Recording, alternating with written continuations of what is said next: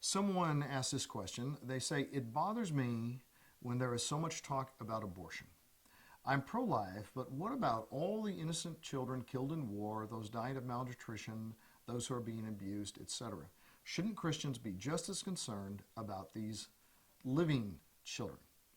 Now, this is a good question. However, I will admit that I get this question so often that I cringe a bit when I see it. And here's the reason.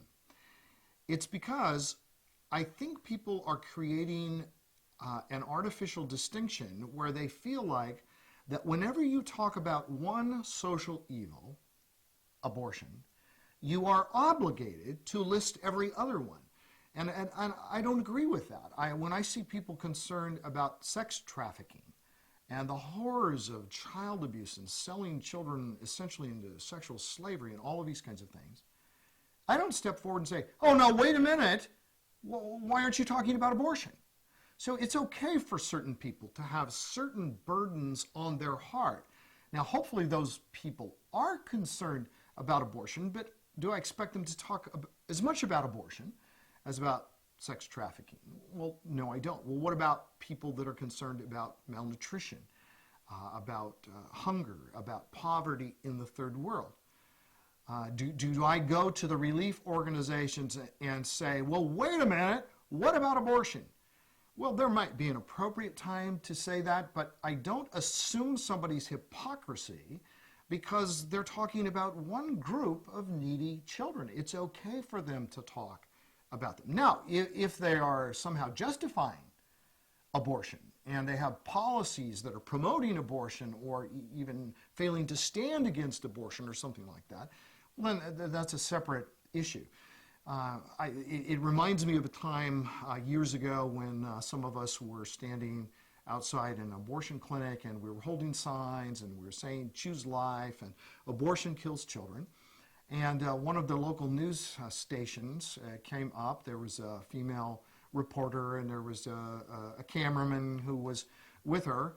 And she came up to me and she said, all right, now you're standing out here and you're opposing abortion. Well, what are you doing for children who've already been born?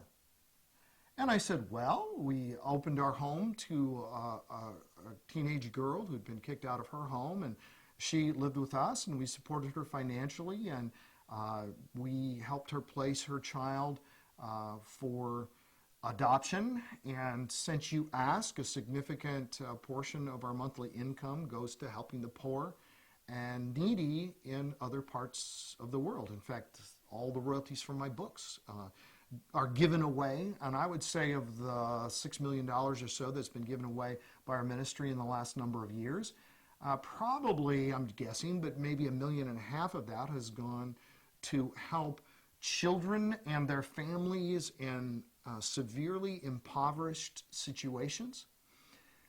So anyway, I was explaining those things to her, and I told her some other things that we had been doing, and then she signaled the guy to turn the camera off because obviously she was interested in moving to talking to someone else. But I said, well, actually standing here right next to me, and I called him over, was Rick Norquist, who at the time had adopted something like 19 or 20 children. Later it was more than that he and Janet adopted. A number of them were Down syndrome, very hard to place children.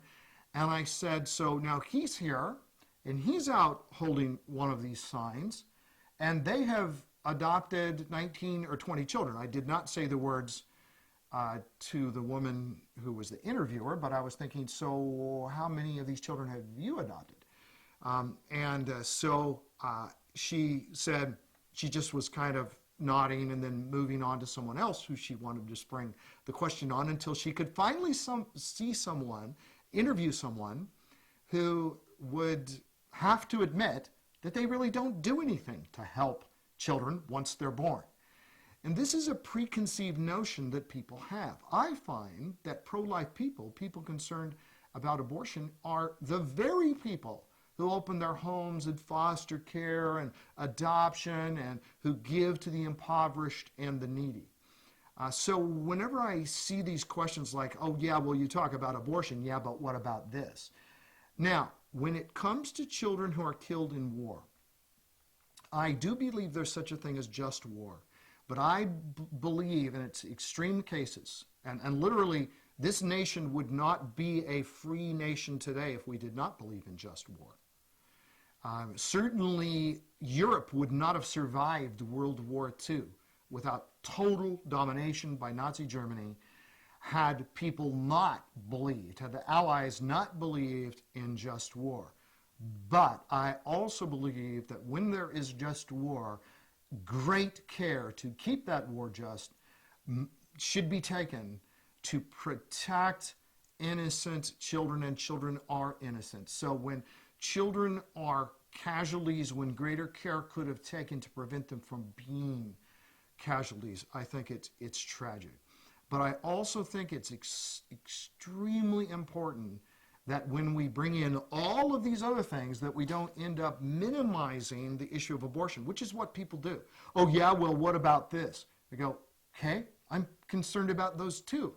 But that wasn't what we were talking about. We were talking about abortion. You say you're pro-life, but are you voting for pro-abortion candidates? What are you doing to help innocent unborn children? Here's what Scripture says about the shedding of innocent blood, which is what I want to say to all the people who are always continuously making those comments, some of which are sincere, some of which are just trying to change the subject away from the killing of children. Leviticus 18 says, do not give any of your children to be sacrificed to Moloch, for you must not profane the name of your God. I am the Lord. Moloch was a false god, an idol, and they literally would light a fire inside this metallic false god until his arms were white hot from the fire burning on the inside, and they would lay live babies upon him crying out in agony and offer these sacrifices to Moloch. Now, what does that tell you about Satan and his hatred of children? He is the father of lies. He's a murderer from the beginning. And I've got a page full, which I won't read, of scriptures about the shedding of innocent blood. I'll read one more. Do this so that innocent blood will not be shed in your land, which the Lord your God is giving you as your inheritance, so that you will not be guilty of bloodshed. Deuteronomy 19:10. I think there is nothing worse in the sight of God than the killing of innocent children, and that includes unborn children. And these unborn children do not have a chance. Scripture says, speak up for those who cannot speak for themselves. Defend the rights of the poor and needy. That is why we speak up on behalf of children who are dying from abortion. I don't apologize for that. Should we speak up for the other children? Absolutely. But that should not keep us from speaking up for the smallest of these children, what Christ called the least of these his brethren, which would include unborn children.